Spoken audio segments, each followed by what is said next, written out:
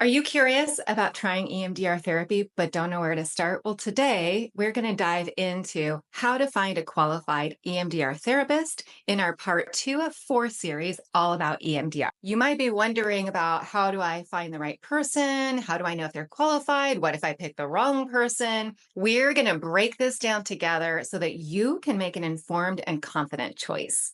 Hi, I'm Kitty. Welcome to my channel. I am a licensed clinical social worker in private practice right here in Central Texas. I specialize in trauma recovery and make educational videos with real talk for real people just like you about mental health. I draw from my lived experience of trauma and recovery, as well as my clinical expertise as an EMDR and internal family systems certified therapist. All right, let's dive in. When we think about seeking therapy, first and foremost, regardless of the type of therapy, that's going to bring up a lot of anxiety. So it's totally normal and natural for you to feel that way if you're worried about it. Just know that you are amazing just for noticing that you need therapy, you need some help, and you have decided to take steps to get that help. You might be wondering, what if this makes me feel worse or whatever? Those are really, really normal thoughts. And it's just part of your brain making sure that you're honoring the needs that you have and you're thinking about your life. And is this the time? You might be wondering if healing is even possible for what you've been going through. Typically, people are looking for EMDR because they've tried other models or they've tried other types of therapy, talk therapy, etc., and it didn't work so well. So you might have a little bit of doubt as to whether this is going to work for you. And if you do have that doubt, go check out the first video in this series that is all about the 8 phases of EMDR. Today, we're just going to focus on how to find a therapist and how do you know if one is qualified to help you or not. You might notice kind of a push-pull or a back and forth conflict, especially if you've done therapy before, with a part of you that says, well, it didn't work before, so this isn't going to work either, and another part of you that is still hopeful for healing. Just know that all of that is normal. These thoughts and ideas are trying to protect you and keep you safe. This information that you're going to see in these videos is going to hopefully help kind of lower some of that anxiety about going into EMDR and help you find a really good therapist that can meet your needs. One thing that I've also noticed in my clients and patients, along with other therapists who've also gone through EMDR therapy, is that there's a little bit of fear. We might have been carrying our trauma for so long that we don't know who we are without it. And so it might feel like letting go of a really important piece of us that we need to hold on to or have. What I really want you to know, in case you're feeling any fear about letting go of your trauma or letting go of this part of you, is that that is really normal. When we've carried trauma with us for so long, we don't know who we are sometimes without it. And it might feel like you're getting rid of a friend or a partner in life. But what actually happens is you get to hold on to your story.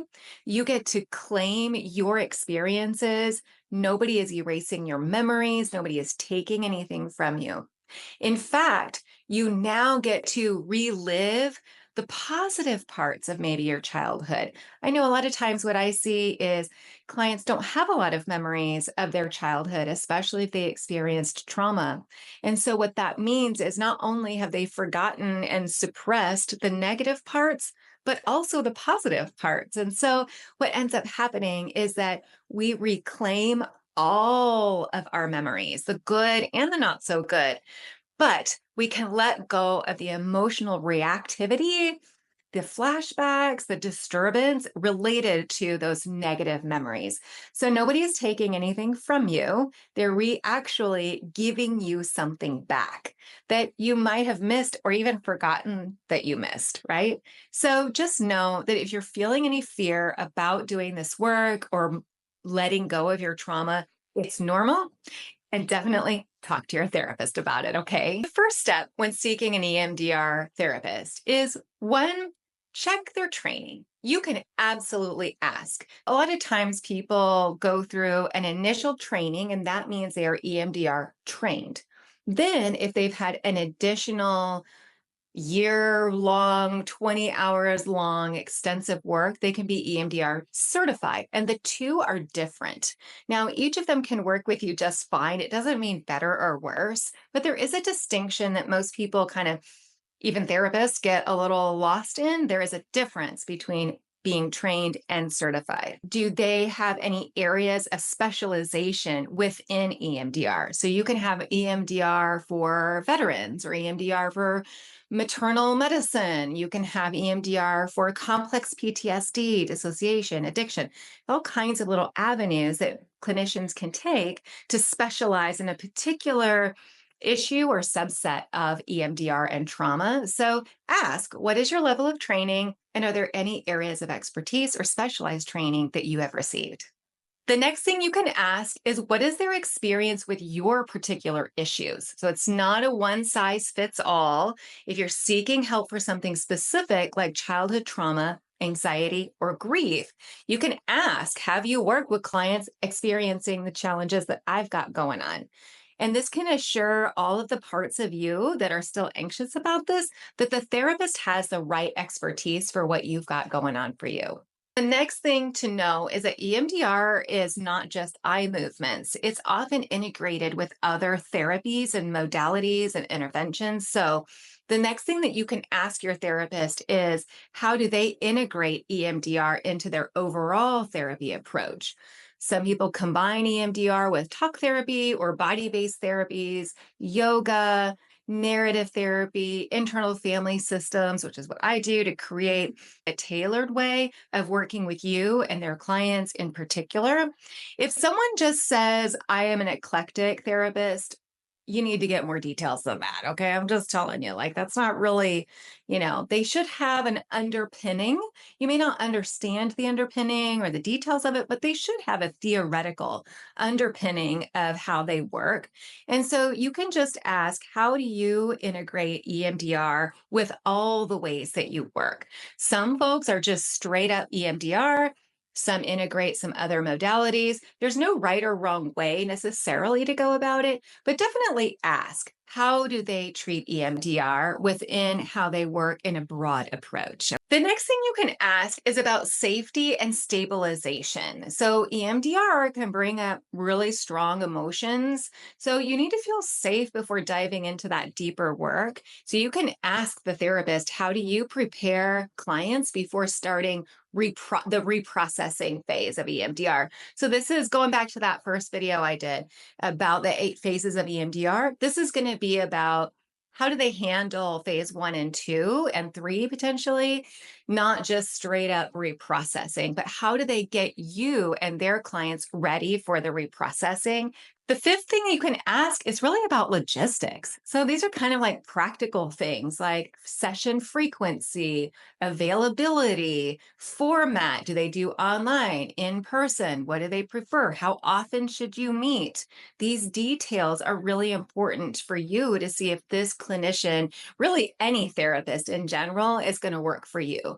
Do you want online? Do you want in person? And I'll say I've done EMDR reprocessing with clients in both ways. And I don't think one is better than the other necessarily. They both work just fine.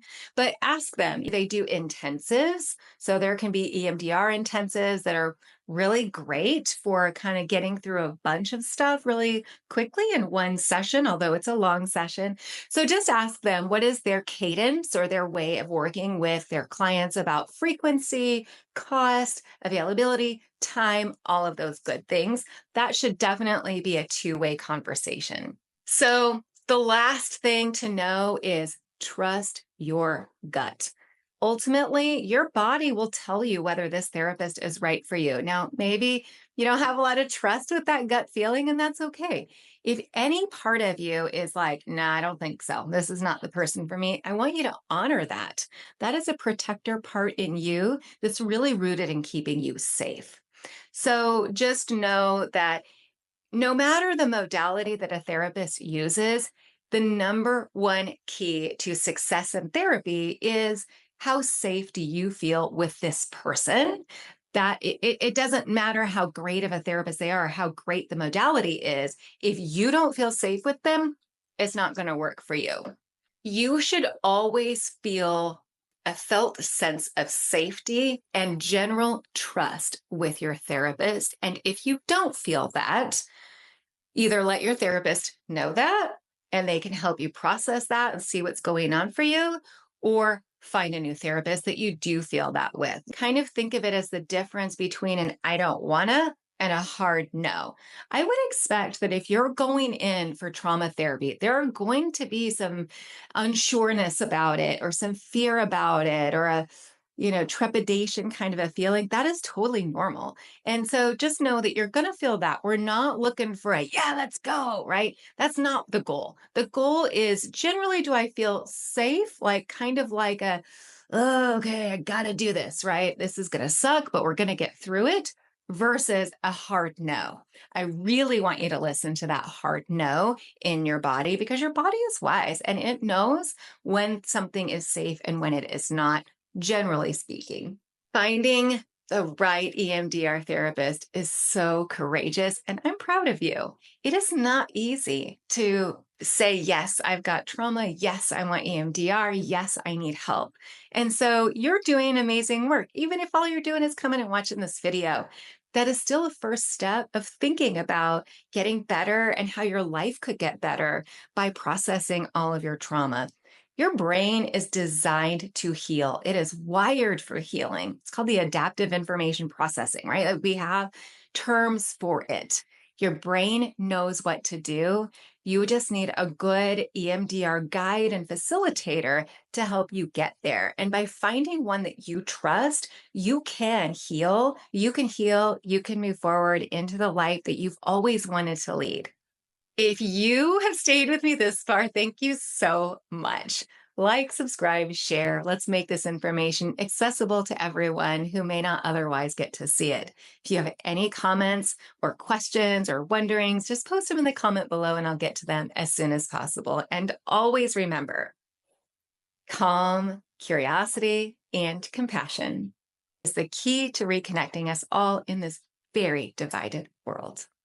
Catch you next time.